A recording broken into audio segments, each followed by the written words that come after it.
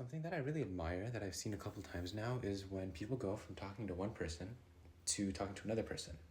And when they switch to people, none of the experiences from that first person are carried over to the second person. This is most prevalent when like the first person that they're talking to is a little bit difficult, or there's frustration, or you have to like talk slower, or you have to talk faster, or there's just like a really extreme polarity. And then you switch over to the other person and it's like a brand new start, and then it's just a brand new opportunity to experience it,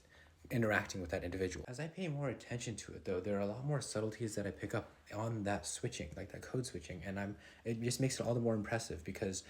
the things that are more subtle actually make the most difference. That sounds really obvious, but I think what happens with me a lot is when I go from talking to one person to talking to another person, a lot of times the content of what we're talking about completely changes, like the subject, the ideas, the thoughts, but I tend to still carry those thoughts from the first one. So even if I'm trying to reset and talk to this new person, giving them a whole new opportunity to interact with me,